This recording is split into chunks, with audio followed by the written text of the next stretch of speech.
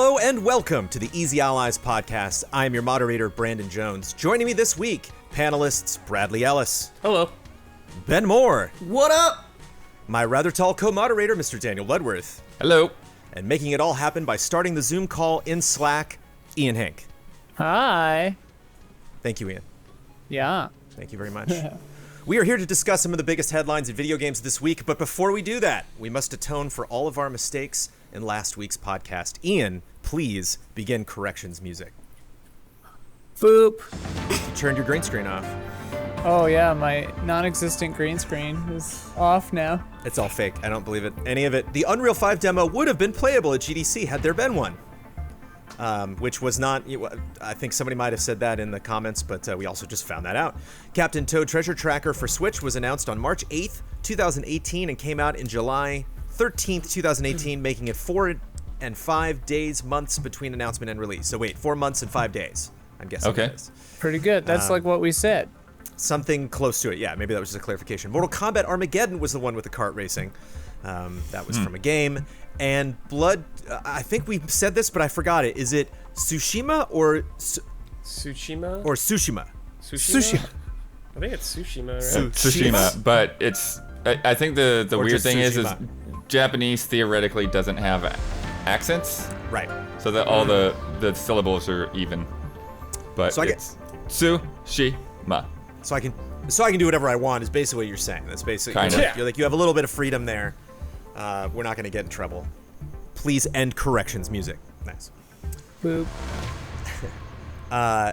Let's play gaming Gladiators. Everybody knows what it is. I can just jump into it. So yeah, for those listeners that don't know, we want video game characters to fight to the death. We're going to do it for our own entertainment, much like we send them to their death anyway, you know. And even if they die, they'll come back. You have to fight another day. Wait. You guys die in video games? Yes. Okay. All right. Yeah, I forgot we got Ben. I forgot we got Ben and Brad. You can do that. So yeah, we're gonna throw some people into the ring. These are suggested by our $5 and above patrons on patreon.com/easyallies. And I have two sets for you this week. From Corrigal, we got Aloy from Horizon Zero Dawn and Talion from Shadows of Mordor and Shadows of War. Just Shadow. Just the one Shadow. It's not plurals of Shadow, I don't think. Aloy versus Talion. And I like it because Aloy has got a lot of I think more ranged. Like, Talion loves to teleport, but Talion's got a lot of magic going on. And this would be after 2 games as opposed to Aloy just having 1. Yeah, Talion has like a wraith with him that could kill her pretty much on his own, I guess. He's kind of already dead. Yeah. But Almost Talion. What if I just like Aloy better? Is that a valid reason? Yeah. Is it okay? Sure. I want to bet on Talion, but root for Aloy. You know, like, I'll be in the stands, like, woo! And then if she gets taken out, like, well, Hey, you know. Everyone's like, Talion's okay, all right? It's He's somebody. okay. Not to influence, Ian, do you have any opinions? One well, up or down? Talion's the main guy. I only played a little bit of the first one. Yes. Yeah, Talion is Troy it's Talion. Baker, if that influences your decision at all. I mean, Brad makes a good point that he's got a ghost with him and he's pretty much already dead. So I think Talion might win in a fight, though Aloy might. She's got ranged attacks, but yeah, probably Talion. Yeah, Talion has all that. And he can control orcs and ogres and all that stuff. Yeah. Or trolls. Yeah. Yeah, that makes sense to me. Blood, you're nodding gently, just a slight nod. I'm thinking, doesn't Aloy have like a lot of traps? She does, yeah. She can So that's what I'm thinking. Like, maybe Aloy doesn't. She can't kill him, but she can pin him down, and he'll just be pinned down. He can't get out. Well, he could literally shoot a bow and teleport at them and kill them immediately. So, Can't really compete with that. Aw. Ibrahim Sozer drops this on us, and I'm glad, Ben, to have you here for this. Ian, actually, as well, because this is one of your favorite things of all time. Quiet in MGS5 versus The End from MGS3. Oh, damn. At a distance. Dang. Through the scopes. Probably. I mean, Yeah. all Quiet has to do is just like wait it out. Right. Yeah. Right. That's what I was gonna say. Yeah. But Quiet know that, because you know. She won't fall asleep. Yeah. Did you all know that the first time you played MGS3, and so would you assume that Quiet would as well? The first time I played it, no. I didn't know it the first time. If you have to like sneak up behind him and be like, oh. But yeah, Ben? quiet probably. Thoughts? Unless it's like, what's her weakness? Like raining? If does she drown if it's raining? She Does breathes through her skin. Yeah. breathes through her skin. Those games. Make any sense? Okay. Yeah, I think quiet would win. Yeah. I'm just remembering that mission at the end of MGS5 where, yeah, I feel like quiet can take on a lot. Has been through a lot. The end is funny because I love that boss fight, and he's obviously a good sniper, but I just feel like quiet has more going on. Is that unfair? No. Plus, like, if it comes down to just like getting up and moving, quiet might have the edge. Yeah, Right. isn't she like super fast when she's with She's you? Yeah. faster than the end. Yeah. That's for Yeah, Mm-hmm. yeah. You can drop a box on quiet though when you fight her. Yeah. Excellent point. Yeah. Still not boxes. quiet. Are you still? Yeah. Blood, you nodded and said yes. Are you? Yeah. I think quiet. Just the funny thing that you can just wait out the end and he'll just die. I got to be honest. I want battles within the allies to happen, but everybody kind of slips into one decision or the other whenever we do Gaming Gladiators. But that is it for that segment. Thank you very much for the submissions. This week we didn't get announcements because we knew about Mafia Trilogy from last week, but Mafia Trilogy is a thing that's happening now, which is great. I'm actually playing Mafia 2 Definitive Edition right now. And all of these are definitive editions, even though all of them are completely separate things. So Right. Mafia Definitive Edition is not out yet, is a built from the ground up remake of the beloved classic. Mafia 2 Definitive Edition is the Ultra HD remaster of the fan favorite, and Mafia 3 Definitive Edition is the reintroduction of the award-winning narrative masterpiece. That's What- so funny. Wait, what? What What's does a that? What's 3 mean? What does We that don't mean? think you were paying attention the first time. Right. Let me reintroduce it to you. Can you buy it? Can you reintroduce a game? with no changes? Like, I assume it includes like DLC or something, Right. right? Right. Yeah. Yeah. And That's one the only difference. One little I think tweak so. that I really liked was you get, I don't know if this was on my code that we got Blood or whatever, but I have 2 items, a car and a jacket from Mafia 3 in Mafia 2 in the closet. I went into the What? garage and I was like, wait, what? Why do I have this car from Starsky and Hutch? And then was like, oh, like it's the Mafia 3 car. Cool. So you can drive this car that like was not in the 40s or 50s, like around New Mafia York. 2, the future. Yeah. Yeah. So they're all kind of, bleeding together. I imagine that there's a lot of DLC and stuff like that. But, yeah, is that silly? What could Mafia 3 be? Like, I did some reading up on this, but I didn't... I have not played Mafia 3. I was just gravitated more towards Mafia 2, which I am enjoying. But do we think they just realized, Blood, that they had to get this involved and, oh, well, we can just call it a reintroduction? How would you frame this? I mean, they're doing the trilogy. Like, that's how the main way that they're selling this is as the trilogy, and so, yeah, that's just the way it basically is. It's just a couple years old, so what are you gonna do to it? So, Brad, you with lightning speed grabbed the Steam code for this. With this, like, I always love seeing replies that this happened the same minute in Slack. I'm like, woohoo! That person was poised and ready. What's your interest in Mafia? Is this something that you always wanted to play? Yeah, I've always wanted to play the trilogy. I've never played any of them. I've always heard Mike speak highly of them. And now that they're coming out remastered, so I was like, oh, hell yeah, baby. Time to try them out. Well, there's only one remaster, and then Mafia Definitive Edition is getting a built from the ground up remake of the beloved classic. We've seen Yeah, but why do they call it a remaster? That's a remake. a remake. Sorry, that is a remaster. Built from the ground up remake of the beloved classic. I'm getting my Rees all mixed up. I got Easy. 3 Rees. It's the 3 Rees. But that got screenshots released in like 18 seconds, like a 20-second trailer, 18 seconds of quote-unquote gameplay. I don't know, like cutscenes that maybe looked like Yeah. they were in-engine. But from the screenshots, it looks pretty great. Yeah. I'm very curious to see how that plays. Have you ever played Mafia 1? Any Mafia 1 players on the No, panel? I've played the No. other 2. I really like Mafia 2 a lot. But yeah, man, Mafia 1 was always one of those games that you would read about in magazines and people would always speak very highly of it, and I just never got to play it. Yeah. I have a question. Are they a continuous story or are they kind of standalone? I think they're like, there's like some connecting elements. They take place in different time periods, though. Okay. Yeah, 'Cause, they're like- different characters. Yeah. Oh, okay. That makes more sense because not knowing if it was a story or a continuing story or not, I was like, why not just wait until 1 is ready to put out 2 and 3? Yeah. Right. But it makes a little more sense if they don't have to be like played in order, I guess. Having played through Mafia 2, you don't need to know Yeah, anything I about was gonna Mafia ask- 1. Oh, I okay. asked Mike that. And he said, yeah, you could just hop into 2. Yeah. Well, I'm that playing. makes sense then. I put a couple hours into 2, and I didn't feel like, whoa, I just clearly missed something, or they're referencing stuff I'm not familiar Well, with. then it makes more sense probably because they're doing more to 1. Mm-hmm. So they It want still you kind to. of doesn't make sense though.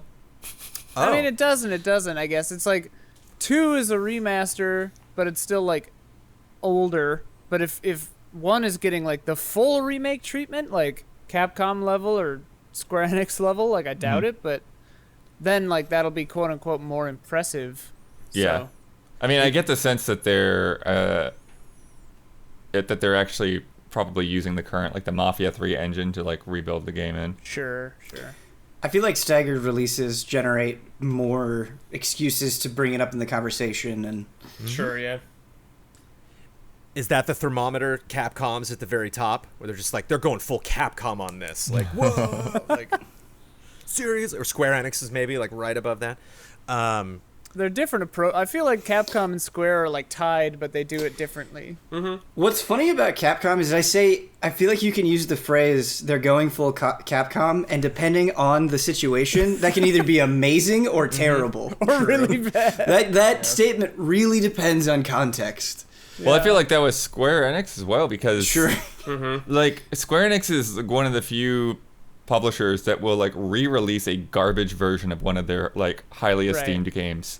For $35 on a phone. Right. On August 28th, everybody who buys this will gain access to the definitive edition of the first Mafia, which that definitive edition is the remake. Yeah, how do we feel? Blood, what makes you nervous about this? Do you think this is potentially like a bad decision, or do you concur with what Ben said about this staying in the conversation?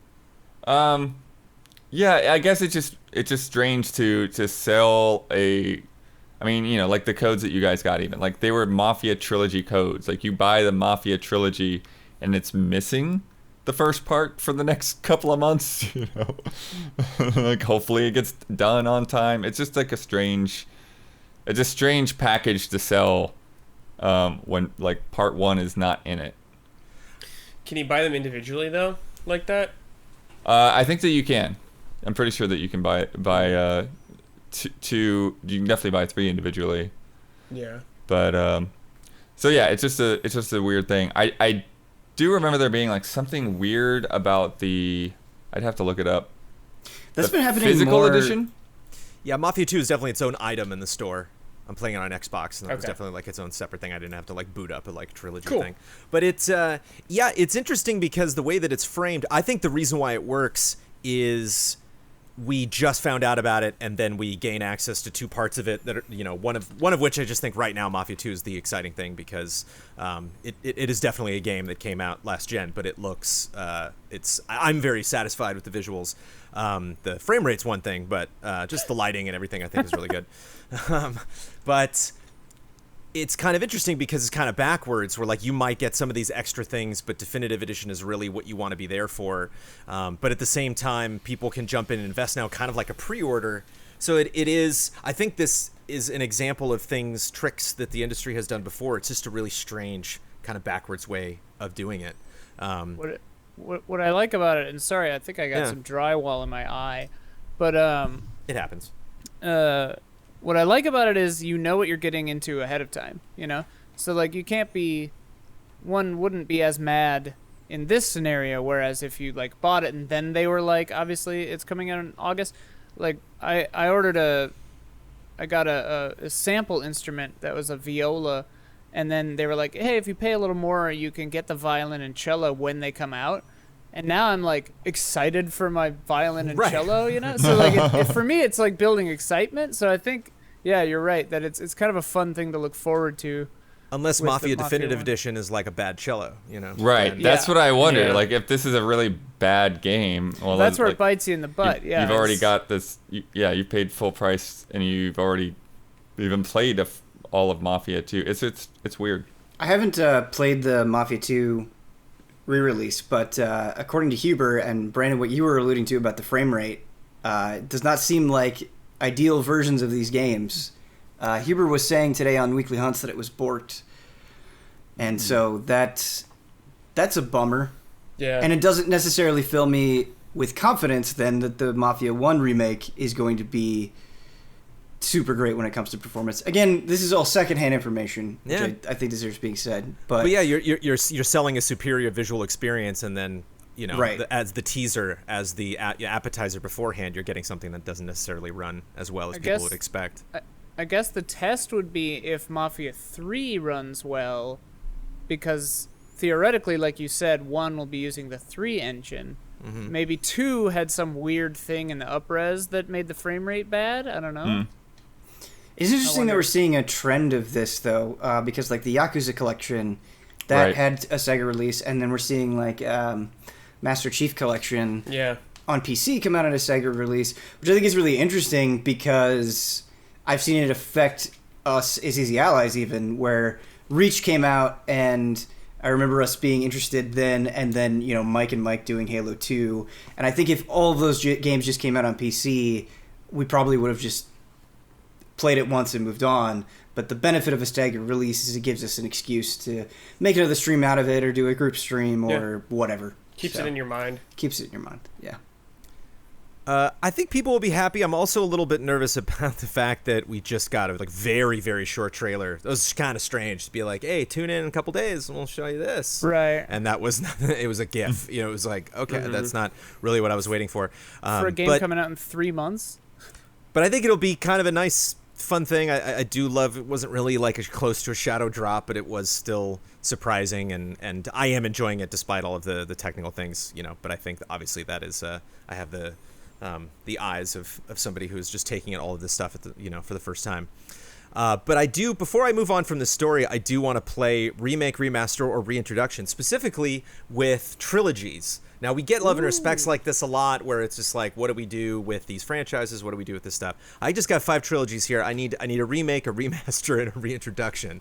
Remake meaning you gloss it up from the ground up. Remaster, you just make it prettier. Or reintroduction, you just label it a PR speak for for Game of the Year edition, basically. And are we saying remaster the whole trilogy, or like remaster number 2? There's 3 options. You got to pick which one, okay. 1, 2, or 3, which gets what. Okay. Mass Effect. Well, remaster 2, remake 2, I mean. Okay. Remake 2? Yeah, it's the best one.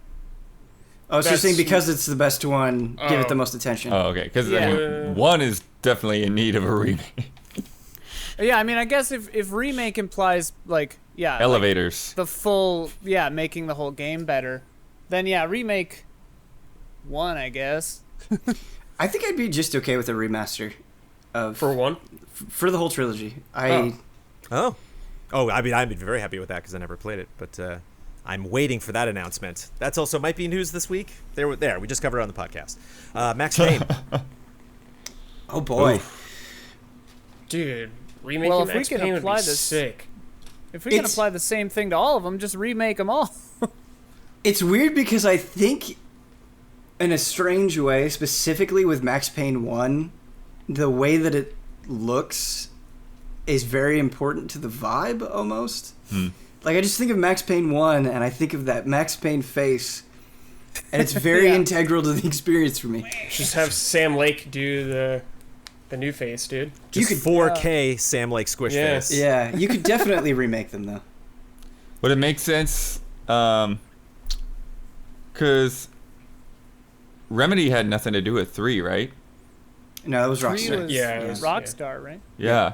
So it'd be kind of funny if you remade 3. Got Remedy remake 3. Remastered the other 2.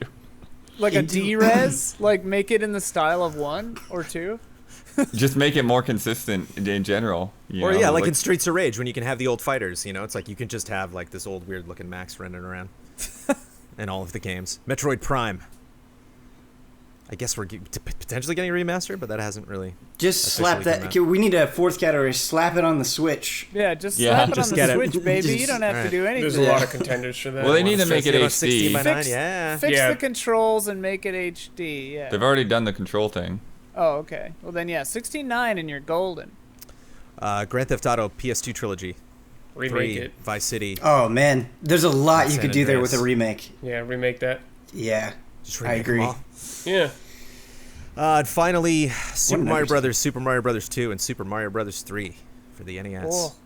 They're perfect as they are. I feel like they've touched those games so much already. Like, Yeah. and you don't need to. Like, Leave them alone. leave them alone. Yeah. Yeah. Reintroduce them. Reintroduction. Reintroduce. Reintroduction. Fair. So later on in this podcast, I'm going to talk about some unfortunate things also that got canceled. Obviously, you know, as weeks go by, there are things that we just can't do this year. But one, we do have some good news, even though this is not something that I can super weigh in from experience, but it's something that I have adored from afar. And I'm so glad that it keeps going. EVO is going to be EVO Online. And they updated their lineup for the digital version of EVO. And correct me if I'm wrong, Ben, EVO's usually just like a week or a weekend, and this It's is a- going to yeah. be like July. Yeah. So Evo is 3 days, and this is 5 weekends. So Yeah. Wow. very different format. Yeah. Super Smash Bros. Ultimate, no longer apart. Sending a message. Sending a message. So If funny, we can dude. only do it digitally, we are not going to do it. Oh man. But they're keeping 'Cause everybody the else. netcode is so bad. Yeah, the Yep. online sucks. Well, they're keeping a lot of the other games except for Smash Ultimate, Well, but they're 'cause there's, not. like- They're exhibitions, so they're not full on like Evo tournaments. So Like they've MVC? changed. Oh, I mean, they can't do MVC. Oh, and yeah, well, MVC. No, they. I think there I an don't think online MVC. I don't think MVC is even an exhibition. I could be wrong on that, but it might be Smash Ultimate and MVC2 are off. But then they're doing the rest of the main lineup as exhibition.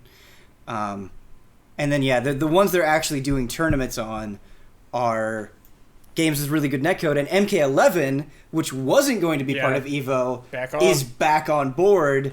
And it's really cool because smaller things that wouldn't get a lot of attention, like Skullgirls or them fighting herds, are getting like primetime spotlight, as well as Killer Instinct. I know a lot of people are really excited Wow, about that. K-Ice coming back? K-Ice Yeah. coming back. Yep, Wow. yep. And yeah, are getting full blown attention, which is awesome. And what's really neat is seeing like the ripple effect that has had, where they've kind of announced their main games for this online tournament, and that's had an effect on people checking out these games. Like Skullgirls is having a bit of a resurgence. People that probably wouldn't check out them fighting herds are checking out them fighting herds. So that's awesome. Yeah, neat. What is that game you're saying? Them fighting herds, it's basically My Little Pony fighting game. That's right. That sounds I saw the hilarious. title and Yeah. didn't recognize, Yeah. but like, And apparently it has amazing netcode and a cool story mode and has a lot of things that you would want in a fighting game. I have not played it myself, but people seem happy with it. they're also doing a special invitational Marvel vs. Capcom 2 tournament for the Okay. 20th anniversary of Marvel vs. Capcom 2. Okay, so that is still on. Nice. I didn't realize. I'm And glad ju- that you said that.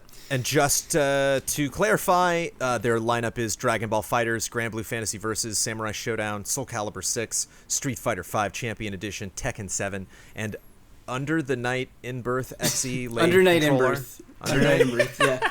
Under Night in Birth XE X late controller. Ben, you were That's talking beautiful. about resurgence. Yeah. And this is interesting that Evo's still able to stick around, that they can change their format. I mean, even though there's no E3, even though there's not going to be a Comic-Con, like we're still going to get, game releases and announcements. They're just a question of how they are going to be combined. But it's neat that Evo's continuing. It's kind of crazy to me that it's expanding across such a long, period of time, starting on July 4th and then wrapping up on at the beginning of the next month.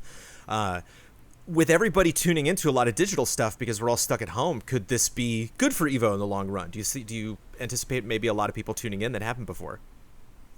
Yeah, I think something that really helps it is the fact that it's taking place over 5 weekends. I do think you lose a little bit. I mean, part of the journey of Evo that's super exciting is, it's an open tournament, right? So anybody can join, and that's part of the fun of watching pools is like just seeing what weird controllers people bring, or seeing any upsets, or seeing like Harada play his own game. And so it's like I think you lose some of the magic of Evo because you don't have that kind of that story building up to like finals in this arena, which is super exciting. But at the same time, I think it's good that it's happening over a long space of time because maybe more people will be inclined to tune in. Maybe because people are in quarantine themselves, potentially. I don't know what's going to happen in the next few months. People that maybe are not interested in fighting games will want to check it out. I think it just depends on how the commentary goes and how it's presented. I think a huge part of Evo is seeing the players, right, and seeing their reactions. And so when you don't kind of have that human element in the same way, I wonder how much is being lost. Like, pop-offs. You need pop-offs. Do you think that the players will be on webcams, or will it just be the gameplay footage? I'm not sure.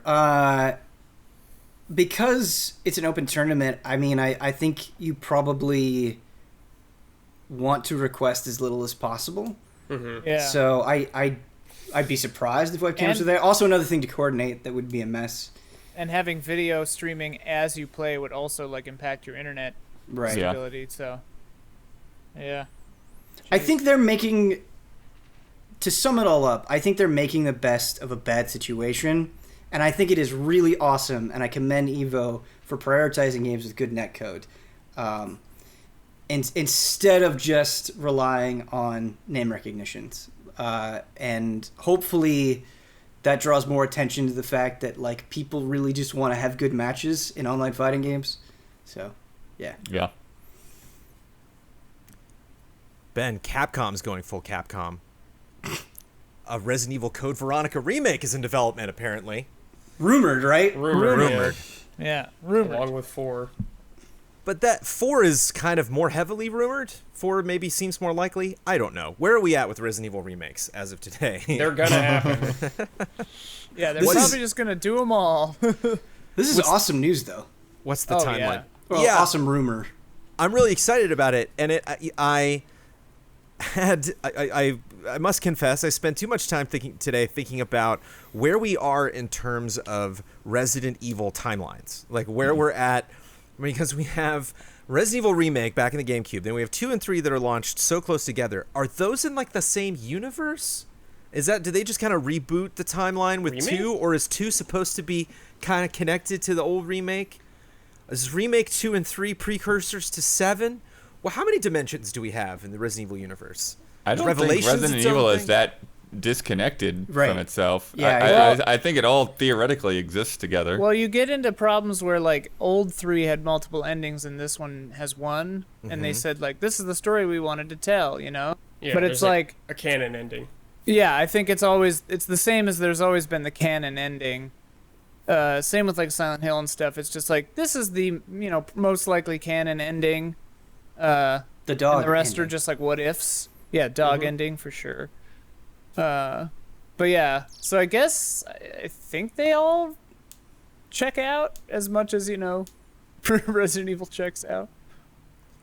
Yeah, they just do a lot of recasting and restyling. Like there's the Code Veronica Chris Redfield, there's the Resident Evil 5 Chris Redfield, there's the Resident Evil 6 Chris Redfield, there's the Resident Evil 7 like depressed alcoholic Chris Redfield. Right. Yeah, dude. So I wonder how I think these things just seem so likely because especially with 3, ended up being a lot shorter and a lot less detailed than I had anticipated based on what they had done with 2, but it still worked. And I think it was still successful, and I'm still like totally happy that they made it. So like, I don't know really where my expectations lie on a Code Veronica remake. I just wonder how much all of this is going to stick to one particular style, or if they're just going to embrace what those games are, like what the weirdness of Code Veronica that exists just within itself, and how much they're like, no, 2 and 3 were so great, we got to make them like 2 and 3.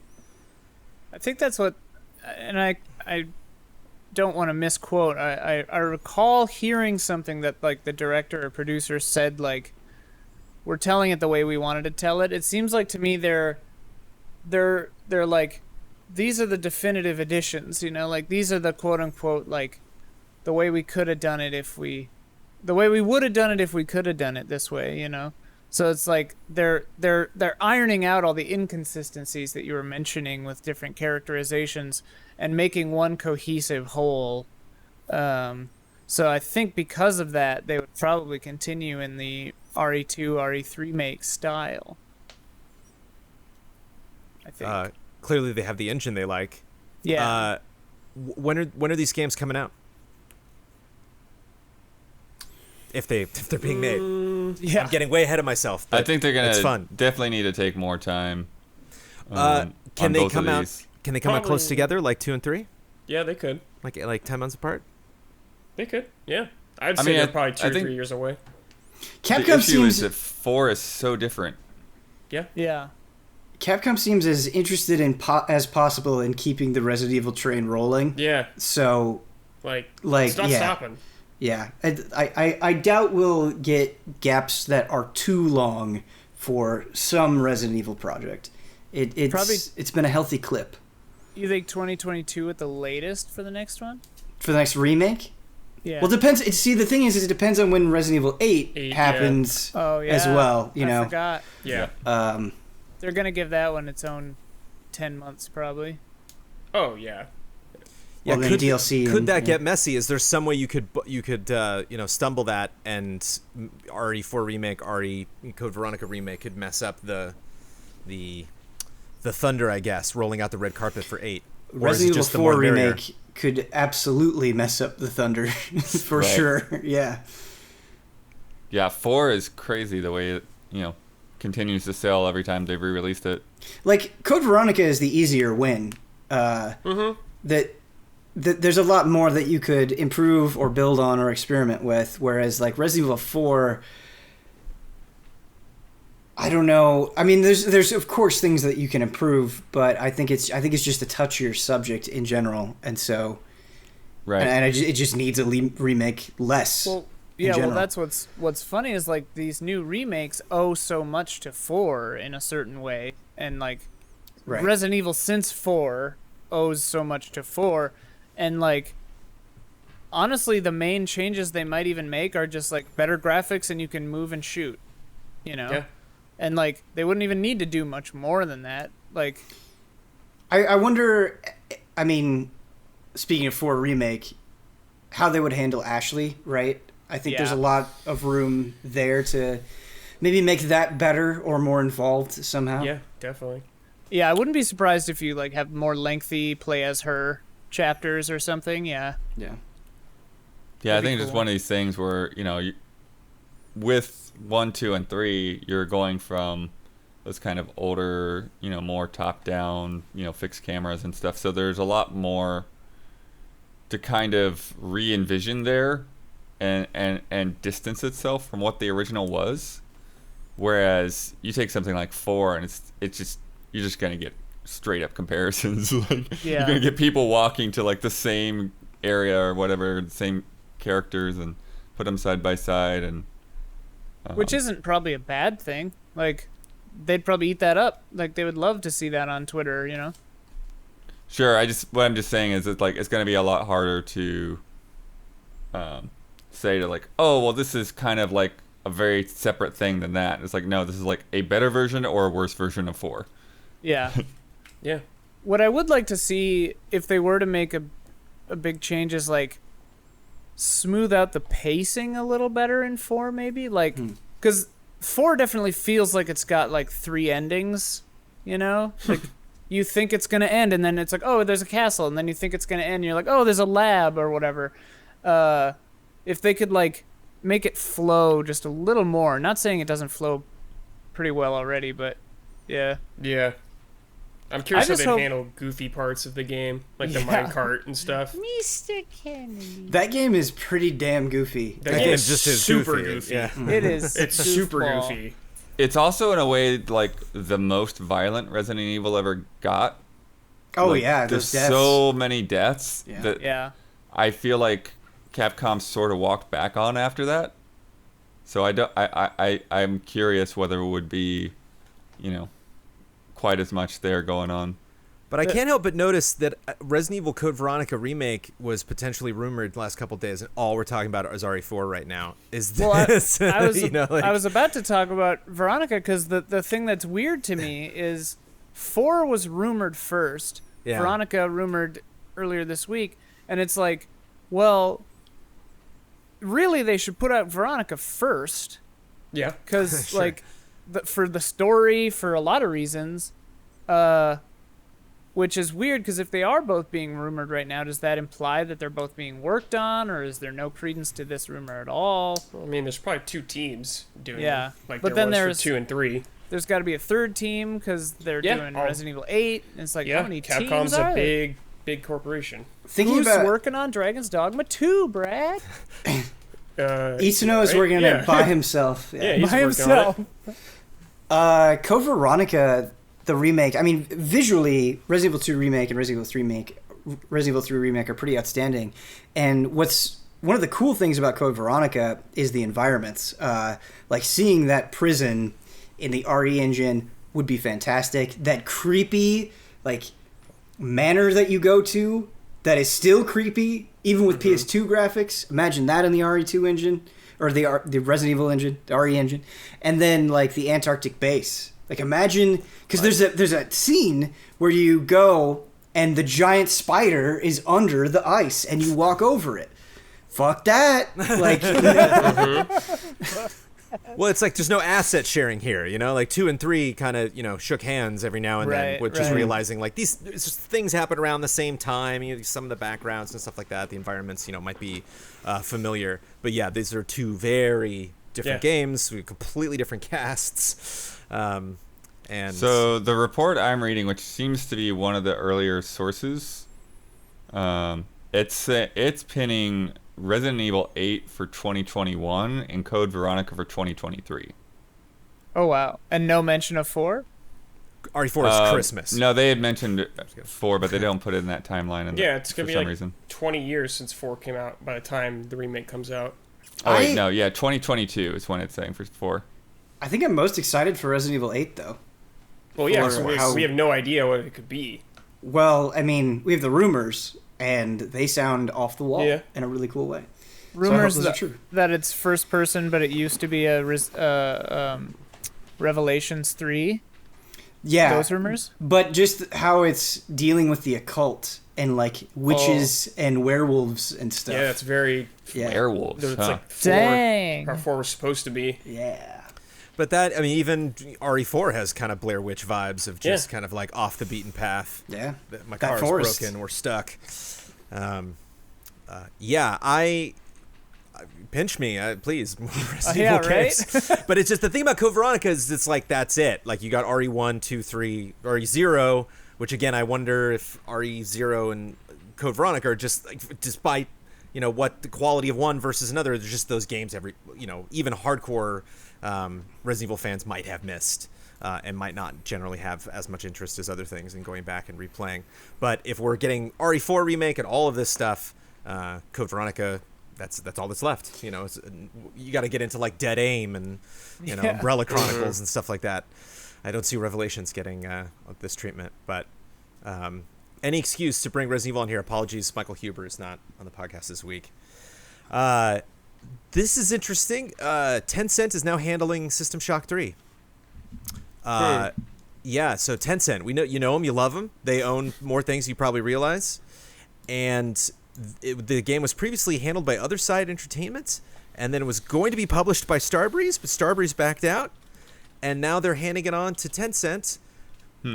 And obviously Tencent's making lots of fascinating, beautiful content, but single-player stuff is not necessarily what they're known for. System Shock 3's kind of had a tumultuous development. Good news, bad news? No news? It's certainly news. It's I something. It's I not see like- what you have to say there, Ian. It's not like you hear. It's not like you hear Tencent get something and you're like jumping up and down with joy. You're not like, oh yes, my favorite, great. Yeah. I'm super confident in the future of this thing. You're like, how are they going to monetize it? Yeah, Well, I'm searching through to see what I can find out, but in like System Shock 3 has been around for a while. Like the Yeah, it's email been that came demo up and was stuff. Yeah. like 2017. Yeah. Ooh. To answer your question, Ian, I'm dying to know how they're going to sell this. Yeah. It's keeping me up at night. Because I really do enjoy the System Shock franchise. I haven't finished these games, but these games always came up when we did lots of features back at Game Trailers, and I think there's just a lot of really special stuff going on there potentially, and there's just a lot of franchises that are coming back and doing a lot of really exciting things, and it just seems weird to kind of get a handle on where this is and why they would be interested in it. What's the value here for Tencent? You see, Riot is going into they've announced more some of them are smaller team, multiplayer games, like that one that they showed it for 2 seconds. It looked like Diablo kind of, and by that other outside studio. I don't remember any of the details, but it seems as though they are wanting to expand on the Riot side, into more 1 to 4 player content. And I mean, from Tencent's perspective, I'm sure they're kind of just the money here. I don't see them. I mean, maybe they are. I don't know. Maybe they're taking a more active development role, but that doesn't seem to be what Tencent often does. So maybe they just saw promise in it and are paying for it. But yeah, I don't know. It's definitely outside of their general wheelhouse for sure. What would be cool is and I doubt this, but it'd be really cool if it's going meta, and the AI in this one or something represents a giant multinational corporation that you're fighting, and it's Tencent themselves. Blood, I tried to sniff this one, and I didn't smell anything. It's just so strange that Tencent would be... They haven't really said a heck of a lot about it. I found out way more about Starbreeze leaving, and just kind of what's going on. In other news, Night Dive, which is working on a remake of the first System Shock for modern consoles, still owns the System Shock IP. It's just specifically System Shock 3. So is that because it's going great and they're going to be excited about this thing potentially making them money, or they have franchise goals, or they're thinking about making another game after System Shock 3, or they want to fix it? I have no idea. I just was think it's this one kickstarted, or was that a different remake that was kickstarted back in the day? I don't think so. Are you thinking about the System Shock remake? Yeah. Yes, that's Night Dives. Oh, They're working okay. on the remake.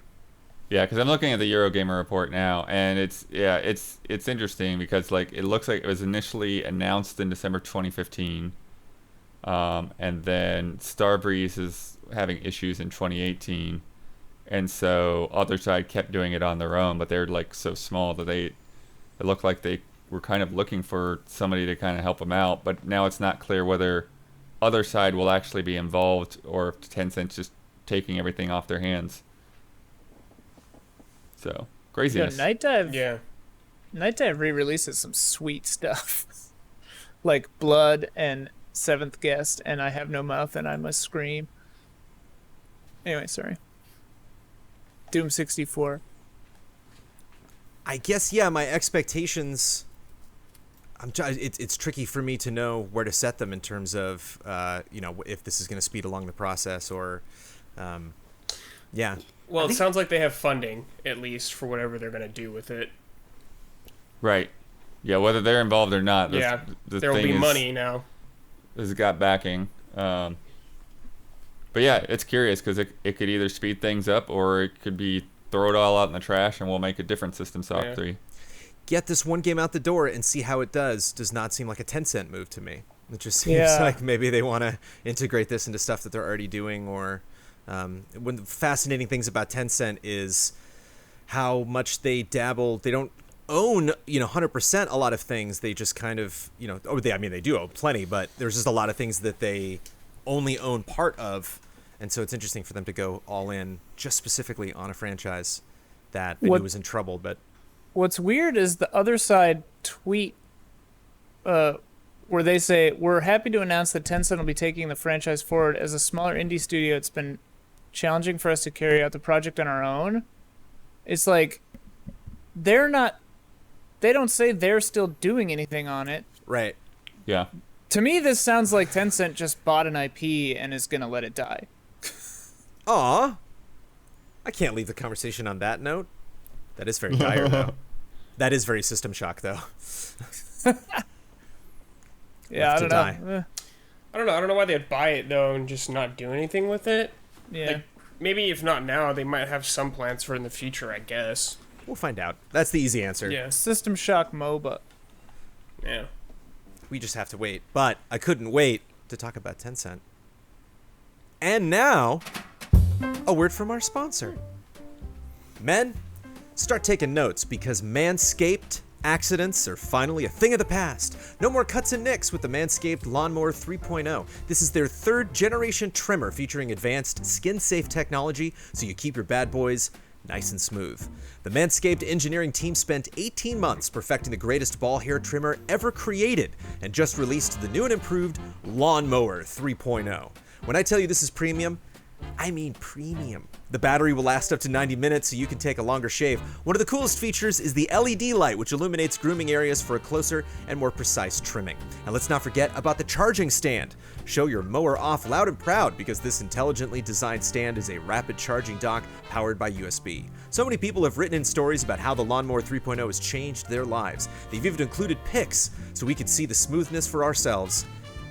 And they're not kidding. You need to try this out for yourself. Ian tried this out for yourself. Still good? Still holding on? Yeah. It's not just for balls either. I use it on my whole damn body.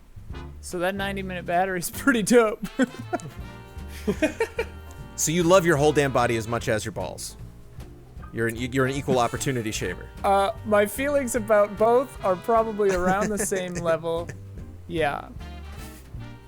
Get 20% off free shipping with the code ALLIES20 at manscaped.com. Your balls, all our balls will thank you. Get 20% off and free shipping with the code ALLIES20 at manscaped.com. That's 20% off with free shipping at manscaped.com. And use code ALLIES20. Your partner, your balls will thank you. And our other sponsor, get the official name, the National Alliance on Mental Illness, otherwise known as NAMI. We're all facing a lot of uncertainty right now, but if we face it together, we'll make it through. While we have to stay physically apart, it's more important than ever to stay close to one another, reach out to friends and family. So send a text or pick up the phone. We want to remind you that if you need support, you can reach out to NAMI, the nation's largest grassroots mental health organization, to get support for yourself and learn how to support others too. Visit NAMI.org, that's NAMI.org, or call 1-800-950-NAMI, that's 1-800-950-6264. You are not alone. And if you are a patron of Easy Allies, thank you. Easy Allies, not just for balls. But for help, for making people feel better. Whether you have to shave your balls or get people on the phone, whatever it takes. We'll get you there. Play multiplayer games, we'll get you. We'll get you there. We'll do it. We'll do it together. I like having you guys. I like talking to you guys. That makes me feel better. Finally, one last news story.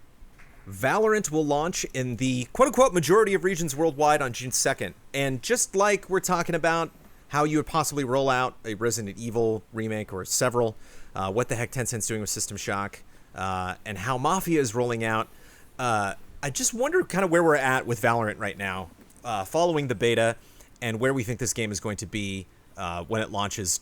Now that we know the launch date, like looking back at... Because this was pretty much a unique scenario in terms of how Valorant was shown to the world and how people got access to it, so on. The way Valorant rolled out was so smart and worked so well. It is the new hotness, and it feels like it engineered that perfectly. I mean, people seem to be genuinely enjoying it, but the way that they did it with getting behind Twitch streamers and then like the way the drops work on Twitch and just generating interest and making it part of the conversation and making it feel so big. And then the positive impressions that are coming out as well. But like everything has come out. There seems to be a lot of heat behind Valorant. Well, and step 2 of how to get the beta is watch streams on Twitch. Yeah, that's what I mean. Yeah. That's what I mean. So it's I just checked and I still didn't get the beta. I guess I didn't watch any streams though, so it's fair. If you're not Tencent, if you're not Riot, if you're not Valorant, why not do this? Should you do this? Is this something that can be repeated? Is this something only Riot can do?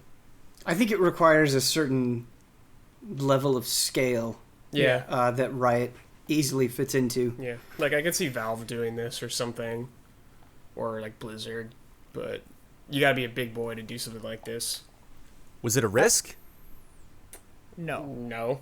No. not at all. All I these don't hoops know. that people had to jump through? I I don't mean, think that could have backfired. I don't know. Like, the hoop, I guess, is you just watch a stream for a little bit, I guess.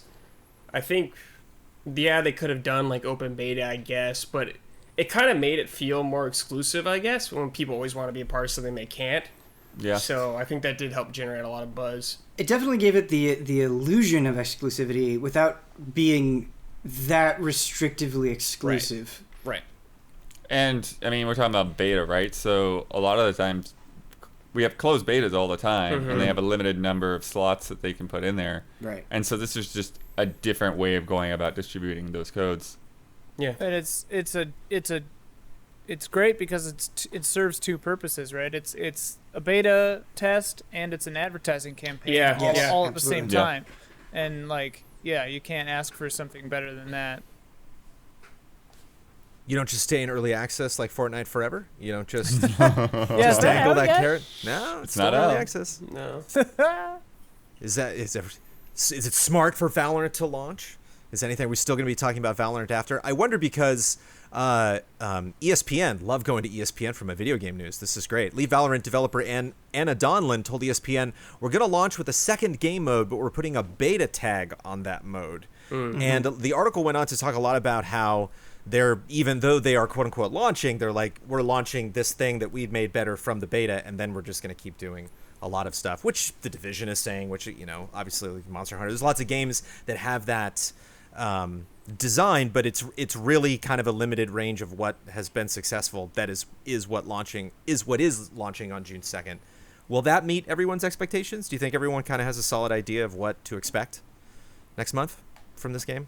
I think that the more large companies that do things like this, I think that the very concept of what a game coming out even means is going to continue to shift, because like this is the smartest way to roll Valorant out, is like put out that mode that you beta tested and then like say it's out so you get another second wave of publicity, and Right. then add on more modes and more modes to treat it like living content, like ongoing content, when really it's just finishing your game, you know?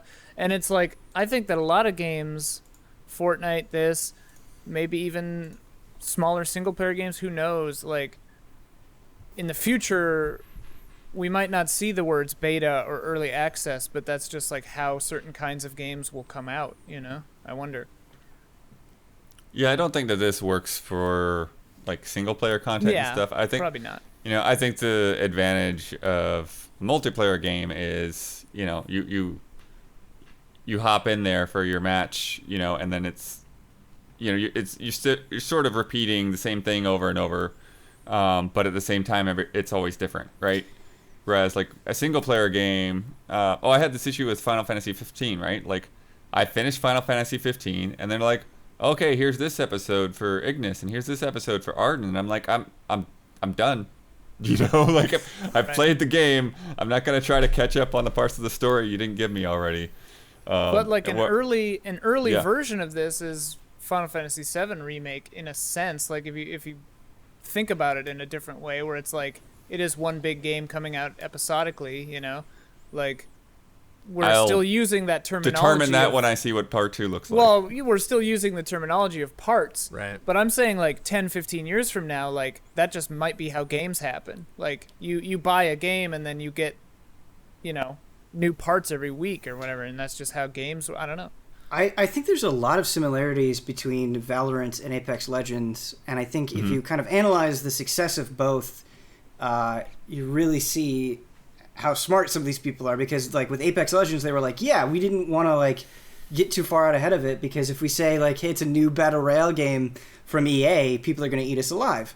Yeah. And they're right. And so it was just kind of upon us, and you didn't have to deal with those preconceived notions. You just had people getting their hands on it, getting into the nitty-gritty, saying like, oh, it feels great. And I feel very similarly to Valorant's rollout, where it's just kind of upon us, and because I think on a surface level you say like, here's a hero shooter that on the surface is very similar to Counter-Strike. Like, that's not necessarily that exciting, but watching people play it and get really into it and stream it regularly, I think that has a much better effect on perception. Almost 3 million people are playing it daily, according to Riot. Yeah. It peaked at 1.7 million viewers on Twitch, which you all probably know. But yeah, I wonder, I mean, should I know characters from this, Ben? Have they been pushing that at all with Valorant? Of like, these are our leads? Because like when you bring up Apex, like I only played like 2 hours and 15 minutes of Apex, and I like know a lot of those characters just because I can't get away from those ads and a lot of that, you know, heavy sponsorship. I guess they don't need to do that for Valorant. It's like Riot's playing a survival horror game. You know, like they got, for some reason they get through that boss fight with just one first aid spray. Like they just really laser focus their marketing toward exactly the people that are going to be obsessive about it, right, and just let everybody else kind of trickle in when they're ready. So yeah, is this what's the roadmap for Valorant? Is it gonna was it a big explosion that's just gonna kind of slowly keep rippling, or is it? They're gonna be more, you know, peaks and valleys. It's gonna follow probably the League of Legends model, just adding things slowly over time. Because it's the same like pay model. It's free to play, but there's like cosmetics you can buy. So they're just probably gonna take what worked with League of Legends, just carry it over to this. Mm-hmm. What I think is interesting too, and I mean, time will tell if this is how they do it, but how they said that they're releasing a second game mode as beta. I'm assuming they mean within the actual game and not on like a PTR, like public test realm server. Because like Overwatch, you know, whenever they introduce something new, it goes on the PTR for a week or a month or however long before being introduced into the real game. It'd be kind of an interesting thing if this game is just, you know, one thing and it's just like you click on the thing in the menu that's the beta, not open up a whole other version of the game to test stuff out. You know, I like that better. And also I think characters matter less in this because you can use whatever gun you want, right? Yeah. So it's like just their individual skills that are different, not their weapons. Yeah. But yeah. The increasing power of influencers and how that plays into video game rollouts is really fascinating to me. Yeah, it is. Specific video games. I think that's like part of the skill, is not just how you structure all of that stuff, but knowing what games to attack those specific audiences, knowing who those people are. It's fun to see people make, you know, like pretend to be that too. I've been playing like lots of weird mobile games, and like ads will roll in and they have like actors that are clearly like pretending to be streamers. I'm like, ha ha ha. It's hilarious. It's funny because I saw a talk back at GDC a few years ago by Ska Studios. They were talking about Salt and Sanctuary, I think, and they were like, they showed a graph of their sales, and they were like, there's this giant spike in the middle, and it's like, and then it stayed up, you know, and they were like, and here's where a streamer streamed it, and then the rest is history, you know, like, so you asked before if this model of like get the thing, force people to watch it on Twitch could work for smaller studios, and I think it could with the right circumstance of, like, you have to be a certain size or bigger, you know, like, I don't know if you have to be Blizzard huge, but you definitely can't be like a game no one's ever heard of by people no one's ever heard of. Like, I just don't think you'd get the attention, but I do believe that there would be a nexus of like a big enough initial push and then the right people streaming it. You could go huge with this. I think it's a blessing and a curse, because that's sort of how Twitch works already. Like, a lot of people watch specific people on Twitch for a very specific reason, or for a very specific game or type of game, where it's like, I watch this person because they're really good at first-person shooters, or I watch this person because all they do is stream Souls-like games, or primarily. And so it's like, well, if your game naturally fits into one of those slots, that makes sense for promotion. But I think there's just inherently a lot less interest if you're like some kind of new weird thing that maybe doesn't fit into that like channel's brand, or like isn't as streamable. I think you just don't have that avenue available to you in the same way, where it's like, oh, because then you have your audience getting upset, where it's like, oh, why are you playing this? This isn't why I watch you. I don't know. Also this week, The skaters in the Tony Hawk Pro Skater 1 and 2 remake will be their current age. Oh my god. I think this is awesome. I think this That's is awesome. Bunch of old dudes They're running all around. like 45 or I love plus. it. I mean, old question, in parentheses, but most sports, gobble up, chew up, spit out. A lot of these guys, Is they it? want Will, to- they will be that age no matter what, or it's like a toggle. I Like an think option? that's it. Yeah, those are the characters Wow. in game. Are they I all mean, they still might have alive? skins and weird effects and stuff. I I don't think know the so. list. I'm not caught up on all of those gentlemen. But I think Tony Hawk just landed at 900 or something. Yeah. Like there was some. Yeah, he's still doing it, man. He can still do it. Still flying. Tony Hawk's great. I love this, Ian. I got a very serious question for you. So Mojang is now Mojang Studios. Should we just Easy Ally Studio up? Should we do it? Is it Well, time, That was what we were saying should be the name of our narrative design branch, right? Well, we said we have 2 studios in the office, so technically we are Yeah, Easy Ally Studios. plural. We can do 2 and now we have things 8 because simultaneously. we're all of our homes are studios. Right. So Whoa. 10 if you count the 2 studios that we have Whoa, at the dude. studio. Ian, could we have backlot tours? Oh yeah. Just, you know what I mean? You just drive around. We drive everybody around LA and they just drive by, they can wave at Bloodworth as they drive by his house. I think that's a great idea. Gen Con 2020 was canceled, along with everything else, but that's what makes me happy about EVO still going strong. Mortal Kombat 11 got a friendship trailer that showed off Melina. But not really. Man. Yeah, what's going on, Ben? Explain this to our audience, because this is hilarious and slightly confusing to me. I can't tell if It's hilarious and cruel for sure. I can't tell if Ed is really in control of all of that, or if he's like, I wish people would kind of tone down a little bit, or if he's just loving it.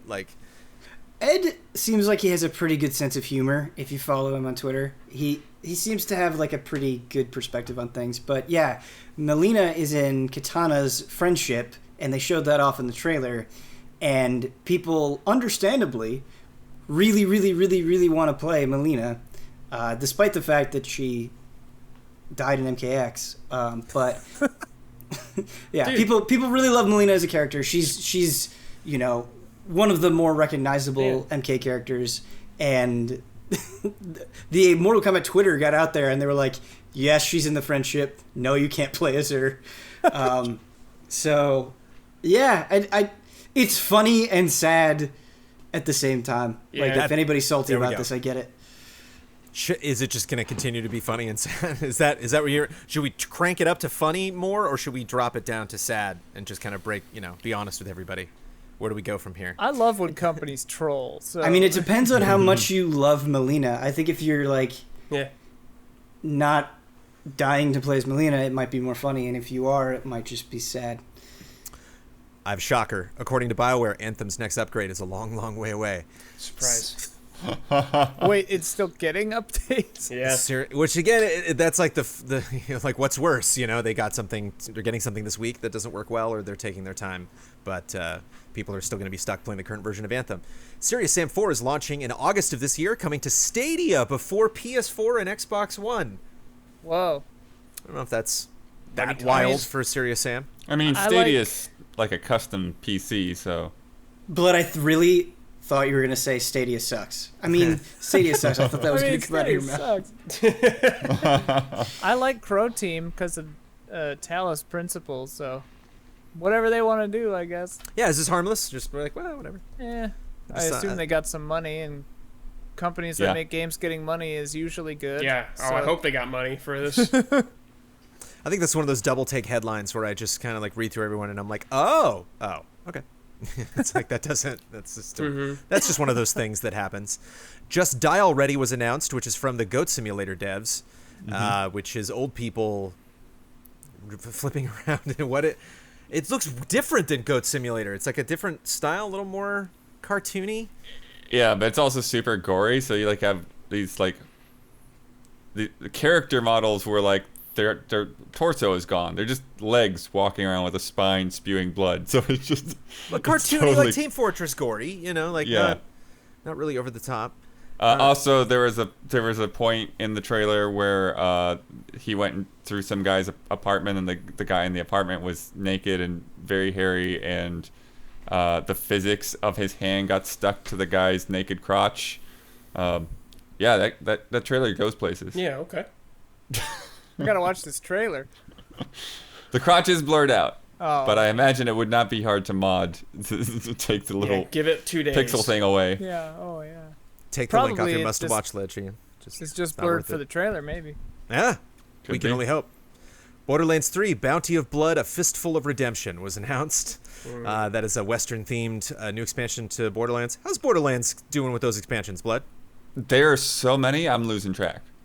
This Well, is I mean, like that's the expected. third or fourth one. Yeah, I would like- say third. I mean, is that... They usually get like 8 or something crazy, right? Or like, Yeah, but not like rapid fire like this. I Oh. don't feel like they've been this fast with them in the past. I could be wrong, but it's like they just had the Hammerlock one, and now here's another one. But, some games are getting delayed. Some things we're waiting for announcements for lineups of new next-gen consoles. Is this the time to really, dive deep into Borderlands? What is this? Oh, yeah. I mean, if Might as if well. you like Borderlands, yeah, for sure. That's I mean, there's plenty to do. That's an excellent answer. They've tweaked like the stuff that comes like post-game stuff as well. They've made that a little better. So Cool. The next trailer for Christopher Nolan's Tenet will premiere in Fortnite, because why not?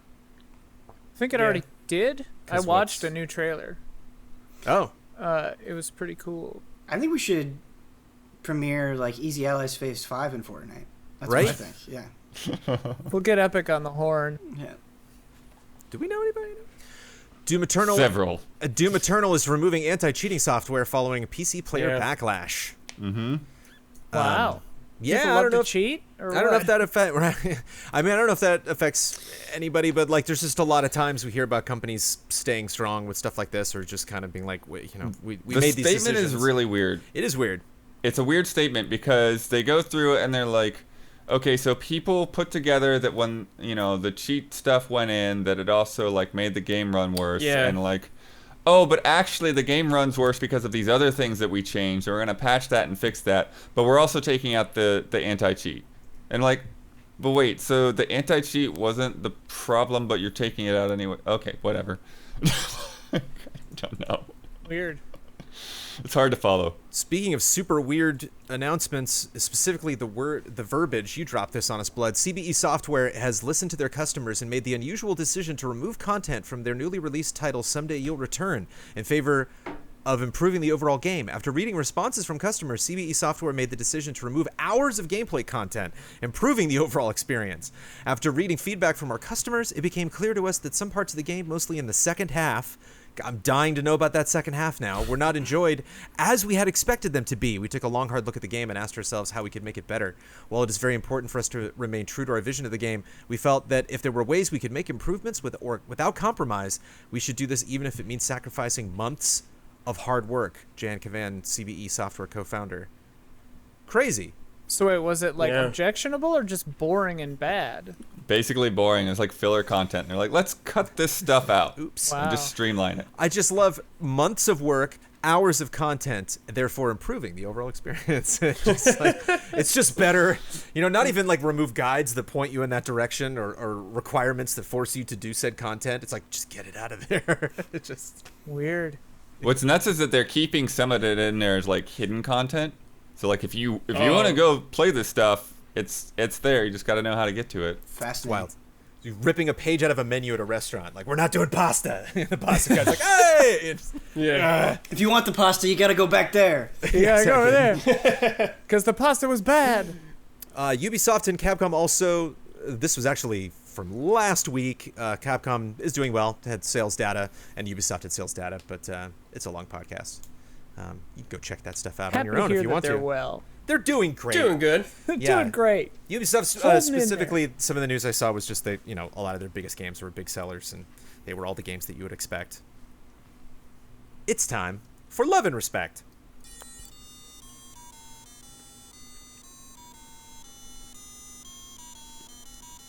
Love and respect. Pecked. Bandana Boy. While stuck at home, I've been taking the time to catch up on my backlog. The classic I'm playing now is a total Brandon Jones joint, Final Fantasy VI for the Super Nintendo. Usually I prefer to play games with little to no outside assistance for walkthroughs, videos, etc. This was submitted last week. If you talk about Final Fantasy VI, it's not going to guarantee that you get in that podcast. Maybe eventually, though. High chance. High chance. High chance. Usually I prefer to play games with little to no outside assistance from walkthroughs, videos, etc., but Final Fantasy VI has a reputation for being an incredibly dense game, with an iconic story and character moments that are easily skipped if specific, sometimes vague actions aren't taken.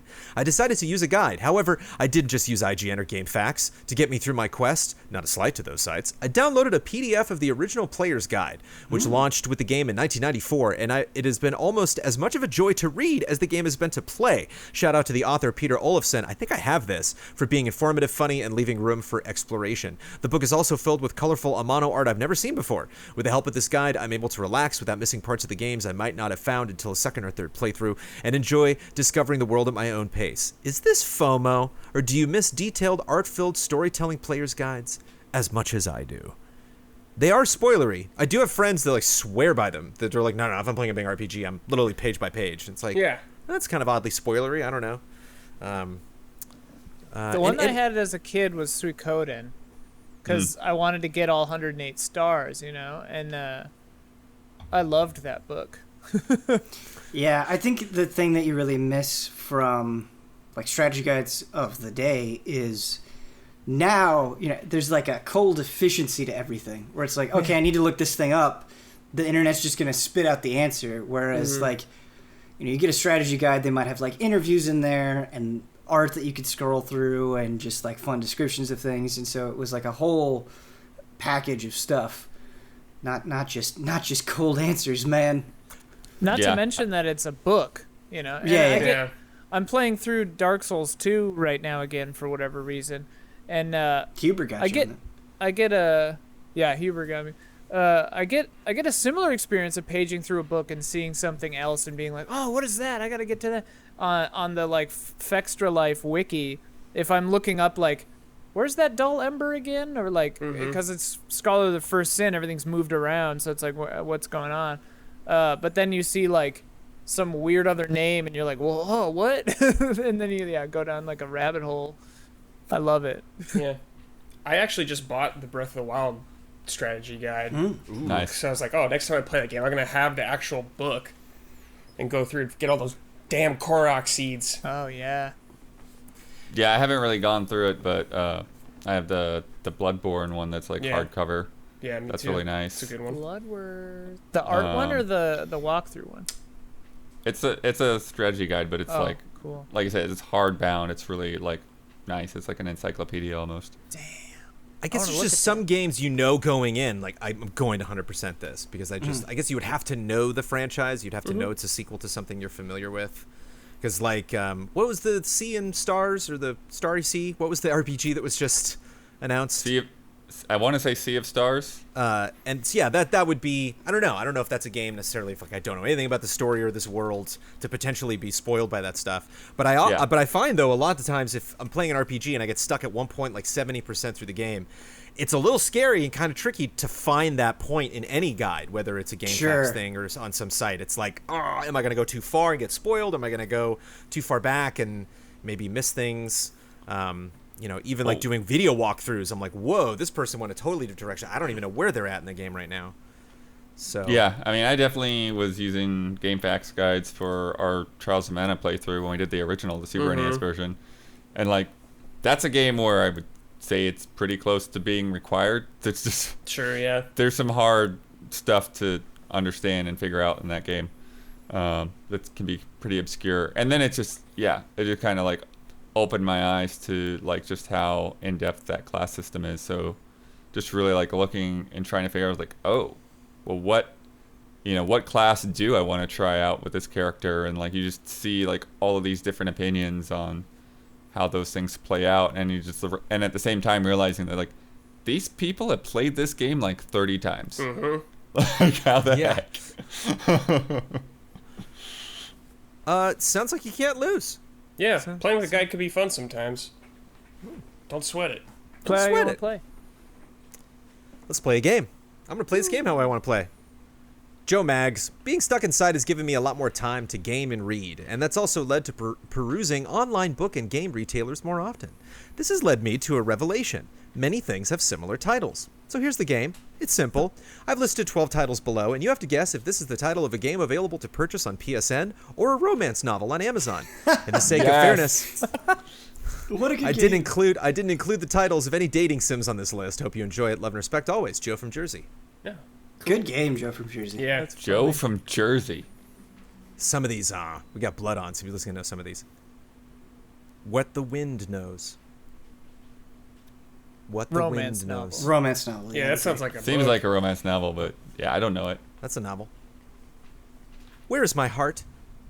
game. That is a game, yeah. Oh! That is a game. Ben knows Well, it. Ben's okay. played this. Pretty Yeah, I've sharp, seen pretty it sharp. yeah. I just know it's a game. I don't think I've played it. Maybe No, I you have. know it, Ben. All right. You own it. You I bought made it. I made it. Sorry. Yeah. I capture the castle. Book. I capture the castle. I capture the castle. That's a book. The castle is a lady. It Game? sounds like a game, but maybe that's the I don't know. trick. Yeah. I makes me think of book. Okay, book. Yeah. All right. Final answer, book. Y'all are doing pretty good. It's a book.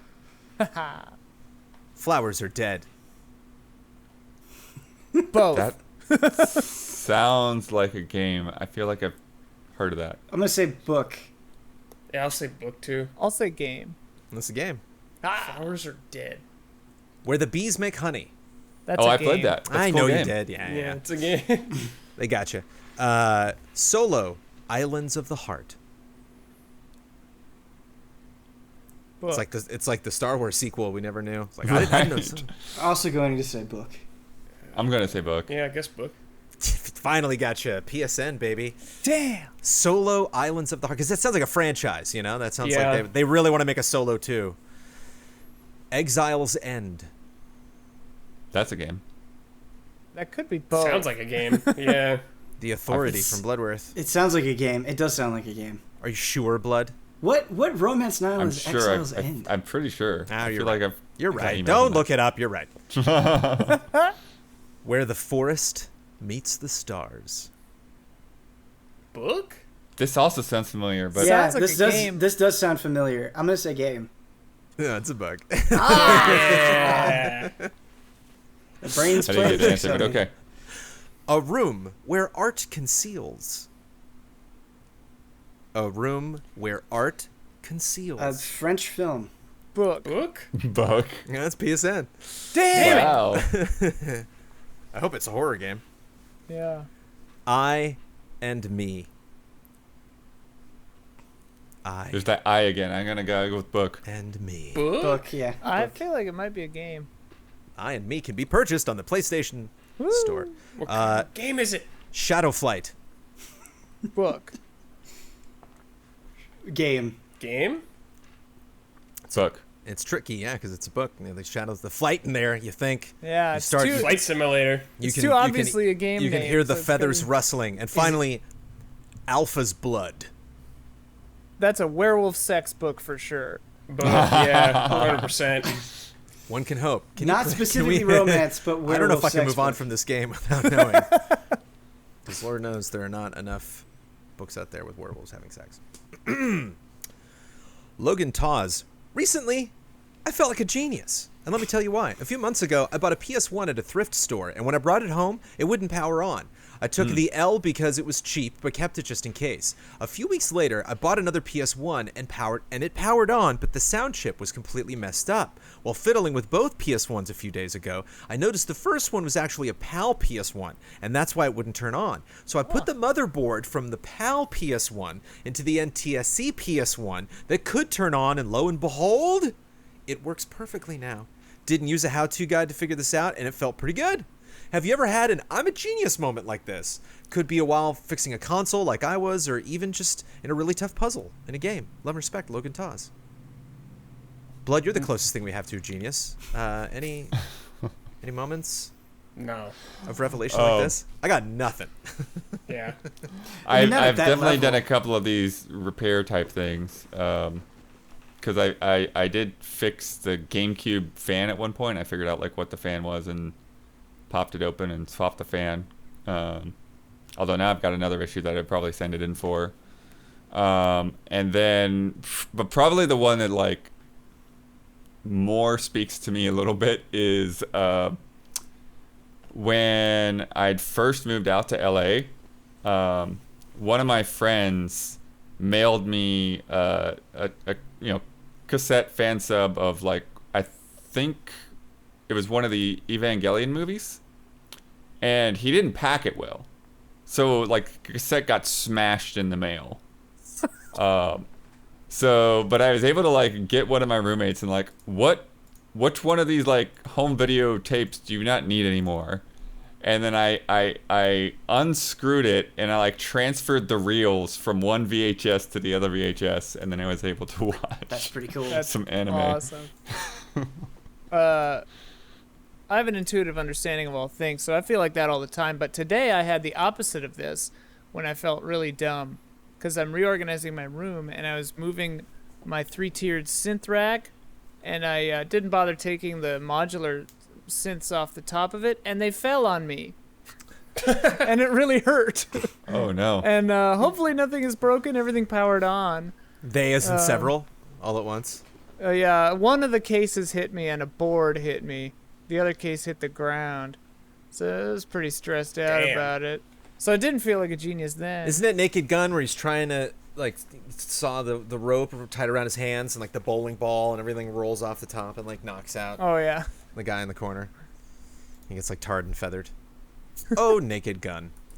Yeah, I'm lucky at this point if I can get the snaps lined up on like Milo's pajamas. Like then I'm just like, yeah, like first attempt. Yeah, genius is. I feel bad.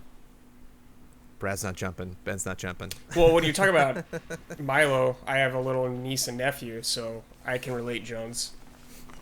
Any victory? They're squirmy, man. Yeah. I mean, anytime I can walk out of his room after I put him to down for a nap and he actually goes to bed, it's just like Rocky. I did it. anytime I solve tech problems for my family, they treat me like a genius, but I'm not actually doing genius level work. It's kind of dangerous, yeah.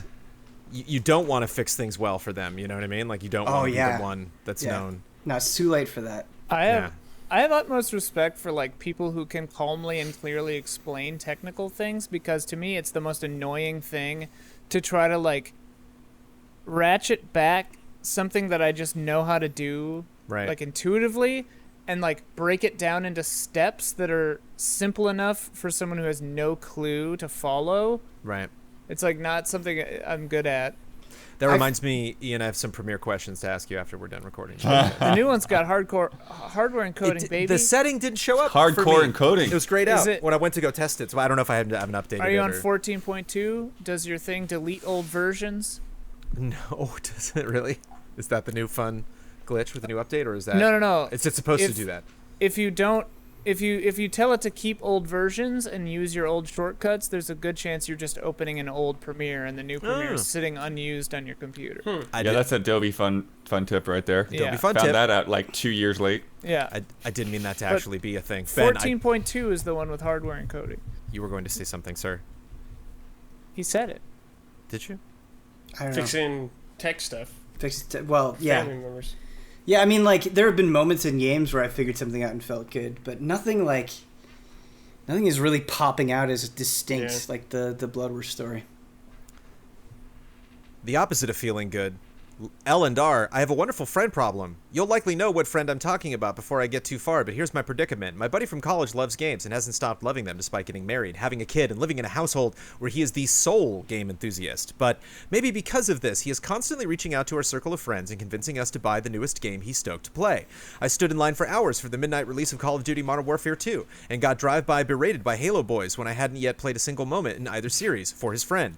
Did this again for Halo 4, ironically. But then, and here's the crux, he loses interest and patience for the game within a week, and we're left holding our controllers and Mountain Dew cap codes, knowing he's going to come calling again. He's just so gosh darn charismatic, we jump in every time. We don't mind, we're getting to play great games because of him, but we lose so quickly and our wallets are weeping in loss. What do we do? How do we tell our friend that he is a game dasher? Many thanks amidst love and respect. Marv, a.k.a. L&R. Is this something, should they just roll with it, or is this something that needs to be addressed? This is Huber, obviously, right? I mean, I'm glad Huber's not on. But, like, Brad, you dealt with this with Huber, right? I just say no. No. Yeah. Yeah, that's what I'm saying. You Right. put him... Yeah, I'm like, nah. You have an intervention. I feel like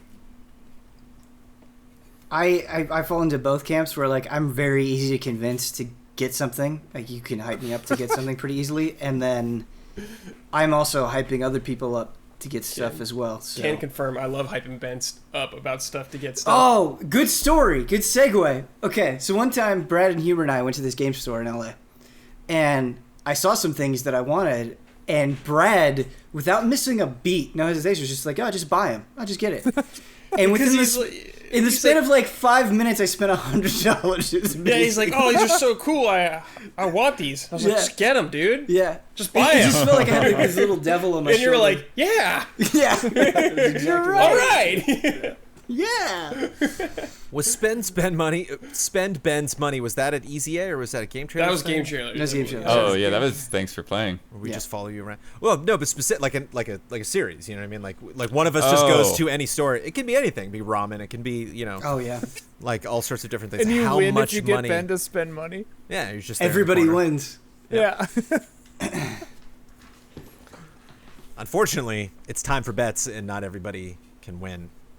Only one of us can win. But we don't know who's going to win next week. Next week's bet, Minecraft Dungeons. Minecraft Dungeness Dungeons. Crabs. Dungeness crabs. Minecraft Dungeons launches on May 26th. I'm going to look at the last 10 reviews on opencritic.com. How many times will I see the word block or blocks? Single or multiples of the blocks there. Ian. Multiple. The multiple. I wrote 16. You can't see it. It's blown out. Damn it, Ian. Oh, But I believe you. if I shade it. There we go. Yay! 16 blocks. I still can't see anything, but sure. Brad, What? I could I see can that see there it. is writing. There, see? Okay, there we go. Brad, what's it going to be? 10. 10? Okay. One per review. Ben? Oh, all right. I also wrote. Oh, you can't see it. I also wrote 16. Mr. That's Bloodworth. bad for us. Yeah, all that's right. bad. I put 31. Oh my god. Oh, okay. So if there's 16, I'm 13, so I'm just a little bit below So theirs. we got a. But Brad's at the bottom. Yeah. Yeah. Say Oh, yeah. cubes or something else. Let me lock Cubes. those in. I didn't lock them in last week. Oh, didn't? Oh. shoot, I didn't. dude. I thought you did. I didn't. Boy, that sucks. The number of times that I've forgotten to prompt guests to break out of the frame trap must be in the hundreds at this point, so don't feel bad. Yeah, I don't know. Just having a perfect record just felt really good. That's And then, running boy, wild like, already. It's Yeah. only been a couple weeks. Damn. And it was getting social slammed. with social distancing, you know, like it was a whole. Are the bets social distancing? No, I couldn't, but I had to, you know. Oh, yeah, right. I forgot to do my bets effects. Oh, jeez. Last week's bet. The Wonderful 101 Remastered launched on 5/13. How long are the end credits? I bet 3 minutes and 40 seconds. Daniel Bloodworth bet 8 minutes and 43. Ian bet 7 minutes and 30. Michael Damiani bet 5 minutes even. Brad Ellis bet 3 minutes even. Ben, you're a big fan of The Wonderful 101. Mm-hmm. And just, you know, Platinum in general. How long, any guesses there on how long the end credits are to The Wonderful 101 Remastered? Total guess, 7 minutes. 7 minutes, just underneath Bloodworth's bet at 8 minutes 43 seconds, which is the closest to 9 minutes Whoa. 58 seconds. And there were a lot of people in the comments that were like, I know this right away. I haven't even played Wonderful 101 or Remastered, but they're like, platinum credits are huge, man. They're like, they do Wait, Blood had the longest? Blood Yeah, had the the high longest. bet? What was the Oh, actual man. time? It was 9 minutes? 9 minutes 58, and Blood Okay. at 8 minutes. This next second was Ian with 7:30. Oh, I thought I had the high bet on this one. Dang. Yeah. I forgot. Dang. But yeah, apparently they're all long and elaborate, and we should have known. Dude, I haven't played a platinum game in forever. But this was fun. Yeah, you know, we learn these things, especially with end credits, and sometimes the trailers you can predict depending on what company is making them. But you never really know. One thing that I know is that our scores for right now are Jovial Penguins 0. What is our What was our thing? Just make bird-like noises. Jovial Penguins 0. We just did it. Okay, sorry. Well, I didn't know. Baby. Astonished Scorpions 3. Way to go, Blood. We gotta get a 3-0. better. We gotta get a better sound. That Yeah, we theirs got- is too good. Yeah, Who picked this animal? I did. Then you gotta come up with it. We should all in unison really cheerfully say, it could be worse, my nose could be gushing blood, every time at the same time. Or one of you could perfect. say it, because some of you could do sound effects. See, that's the thing. If there's 3 of you, you can do multiple layers of sound effects and music. There's lots of stuff. So Blood and I aren't doing the same thing, you know? Like, we're... Yeah. Just suggestions. I mean, you guys can... I mean... Nah, You're I ain't winning, so- I ain't taking it. We're winning for now. Let me tell you about patreon.com/easyallies. First of all, thanks so much for listening to this podcast. If you would like to know more about Easy Allies, you can go to patreon.com/easyallies. If you would like to support the Easy Allies, you can go to patreon.com/easyallies. For a monetary reward of just $5 or above, you get this podcast early, and you get to be involved in Love and Respect, which we just handled, and Gaming Gladiators, which was our weekly bit at the beginning of the episode. And you can just be a part of Easy Allies in this podcast in fun ways. You can also be a part... Somebody's snickering. What? I think you said monetary reward, which I guess is a reward for us? Yeah. Reward us A with reward your money. involving money, right? It's right? Yeah. Isn't that how you word that? I mean, I feel like it's a reward. I wonder if I should like script this because like Kyle was really pushing near the end. He was just like, let me say Patreon is just like some Yeah. way that he could word it that he hadn't worded Kyle it literally had senioritis for 2 hundreds years. of times Yeah. before. So some of these things I might script and some of this stuff I might wing it. But You know of what I course, was just thinking? You know what we should do? We should move like the bet results to after this to dangle a carrot to keep people listening. Oh, they don't like to listen to. Well, about I don't know. patreon.com/easyallies. You never know. I assume they listen to everything, but We got other rewards, and we talk about the Blood Pact. We can talk about other things while we got everything. I would here. bail. We can talk about reaction shots. All I'd have right. been gone already. What we do have to talk about, however, because they're the bigwigs, they're the head honchos, the big cheeses, are shout-outs. And before I'm done with these, I want cheese now. Ian, you're going first. I'm going after Ian. Blood, you're going after me. Brad, you're going after Blood, and Ben, you are last, but not least, going after Brad Ellis. That is Ian, myself, Blood, then Brad, then Ben. Shout out to Blue, Caleb Togi Crawford, L. Thanis, Greg the Dark Knight Kettering, and Jesse Blue. shout out. Shout out. Shout out. That was good. Blood, you done won that bet. You're up 2 on to my 1 point, to our collective 3. Well done. Yeah, it's a surprise.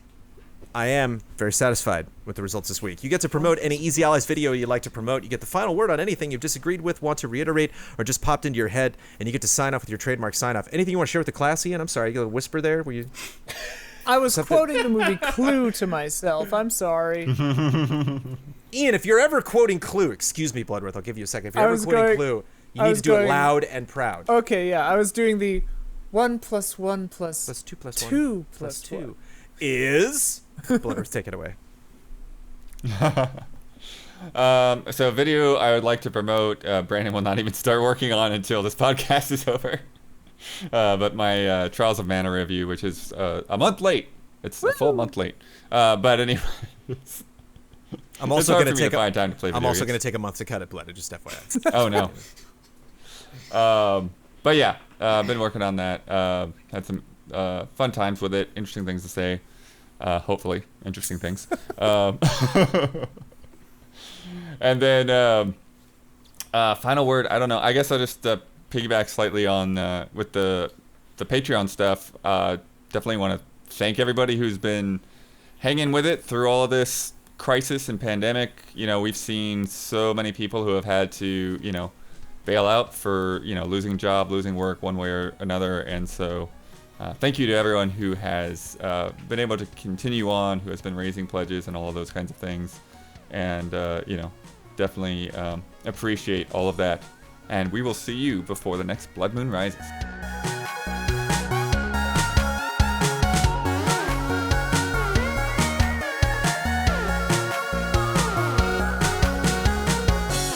The crotch is blurred out, but I imagine it would not be hard to mod to take the little pixel thing away. Yeah, oh yeah.